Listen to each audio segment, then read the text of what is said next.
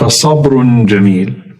There is nothing more beautiful than beautiful patience.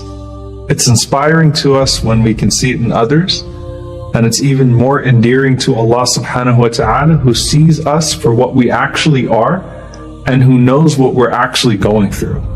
And there could be someone with an obvious hardship walking around, and people naturally feel sorry for them because they can observe their pain. And then you have those that show signs that they're hurting in ways that are harder to see, but an observant eye can see them.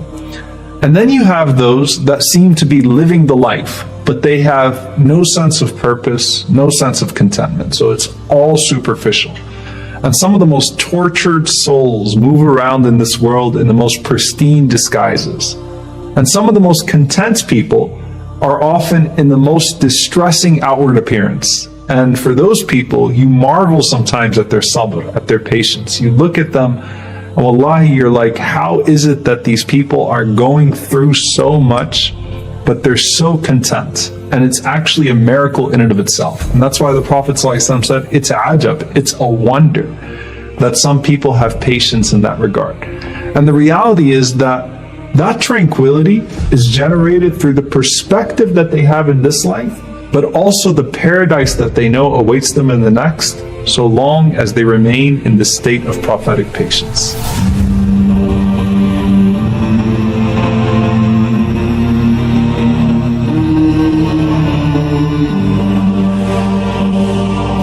Allah subhanahu wa ta'ala says, مَنْ عَمِلَ صَالِحًا مِنْ ذَكَرٍ أَوْ أُنْثَى وَهُوَ مُؤْمِنٌ فَلَنُحْيِيَنَّهُ حَيَاةً طَيِّبَةً وَلَنَجْزِيَنَّهُمْ أَجْرَهُمْ بِأَحْسَنِ مَا كَانُوا يَعْمَلُونَ. Allah says that whoever does good from the believing men or the believing women, then we will certainly give them a good life.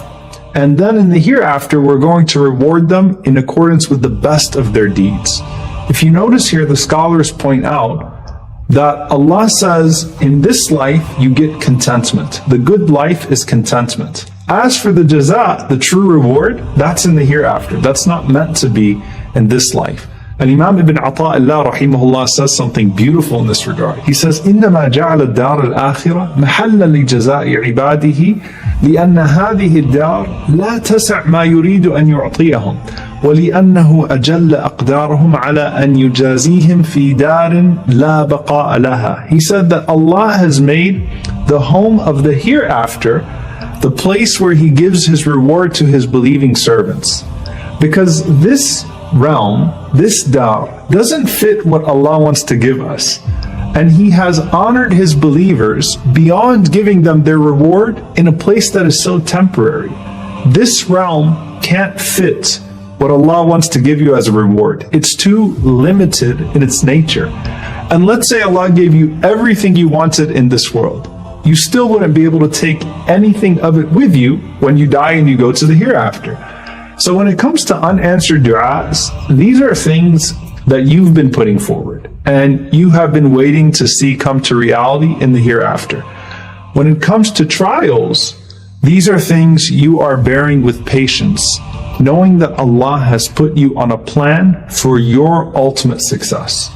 There are several ways that we understand these trials in this regard. Number one, we're taught that Allah hastens the trials of this world so that you don't have trials in the next. The Prophet ﷺ said, إِذَا أَرَادَ اللَّهُ بِعَبْدِهِ الْخَيْرِ عَجَّلَ لَهُ الْعُقُوبَةَ فِي الدُّنْيَا. The Prophet ﷺ said that if Allah wants good for His servant, then He hastens His hardship in this world, so that there is no hardship left in the hereafter. So that's one.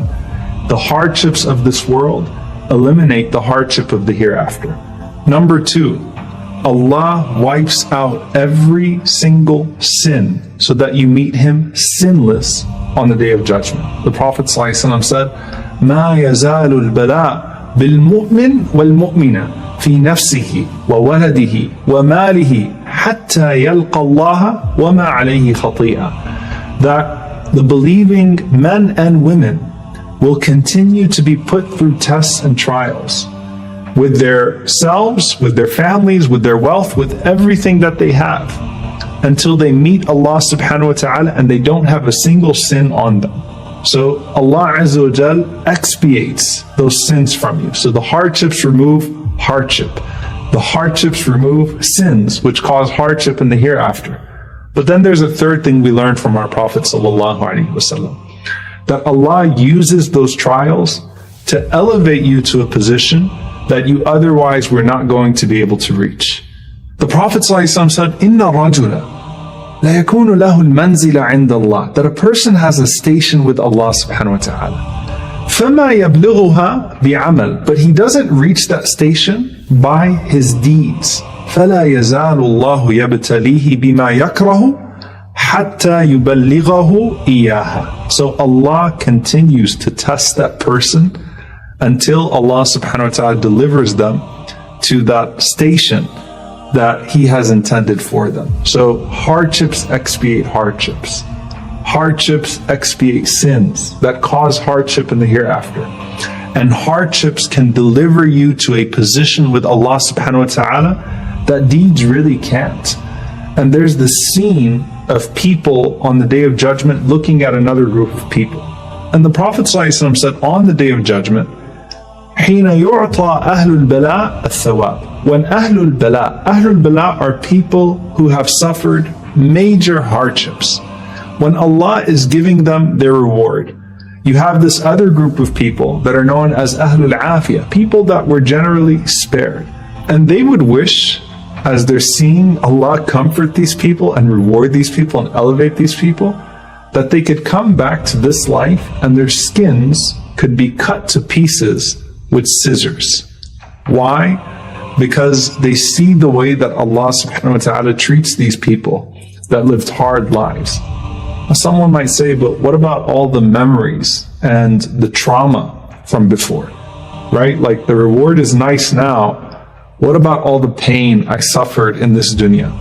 The Prophet ﷺ said on the Day of Judgment, يُؤْتَى بِأَشَدِّ الْمُؤْمِنِينَ طُرًّا وَبَلَاءً. The believer who suffered the most hardship and trouble in this life will be brought forth. And I want you to think about this.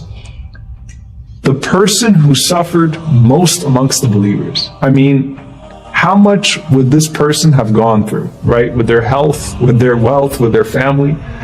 The person who had the most unimaginably difficult life is brought forth from amongst the believers. And Allah subhanahu wa ta'ala says, dip him once in Jannah. Just one dip in paradise. And after he is dipped in paradise, he's asked, هل رأيت بلاء قط؟ هل رأيت بؤسا قط? Have you ever seen any hardship? Have you ever suffered any type of trouble? And that person is going to say, I've never seen any hardship. I don't know what you're talking about. I don't know where the trouble is. Why? Because of one dip in paradise. So imagine then the person who has palaces in paradise because of the way that they bore the trials that came to them in this life. And Allah Azza wa Jalla says what? إِنَّمَا يُوَفَّى الصَّابِرُونَ أَجْرَهُمْ بِغَيْرِ حِسَابٍ. Allah will continue to reward the people of patience without any limits whatsoever. Unlike good deeds, the sabr is rewarded. Patience is rewarded without measure. And the scholars say because Allah knows the ways in which hardship affects us in so many dimensions, often in ways we don't even fully understand. We can't fully connect the way that we've been hurt by something. And that same Lord who knows you is now going to reward you for every part of that trial with all sorts of bounties. And that's from His rahmah, that's from His mercy. And on the Day of Judgment, you're experiencing that mercy so much more. Salman al-Farisi radiallahu ta'ala anhu, he said that the Prophet sallallahu alaihi wasallam said that verily on the day that Allah subhanahu wa ta'ala created the heavens and the earth, He created 100 portions of rahmah, 100 portions of mercy. Each part of that 100 portion can fill what is between the heavens and the earth. And Allah subhanahu wa ta'ala gave one portion of that mercy to this earth. From that one portion of Allah's rahmah here, a mother has compassion for her child. Animals and birds have compassion for each other. But on the day of judgment, the Prophet ﷺ said, Allah is going to perfect His rahmah, meaning the other 99 portions of mercy. Allah Azza wa Jal has chosen to leave that for the day of judgment. Think of how Allah consoles the grieving one then. Think of the most merciful mother you've ever seen and her comforting her child. That is just a tiny bit of one of those portions of mercy. And now Allah, with 99% of that mercy, 99 portions on that day of judgment, is comforting those who went through hardship in this life. And that's when that mercy is going to be most rewarding. And you know what? That mercy is most needed not in regards to the hardships that we suffered in this life, but the possible consequences of the sins that we have carried with us into the hereafter.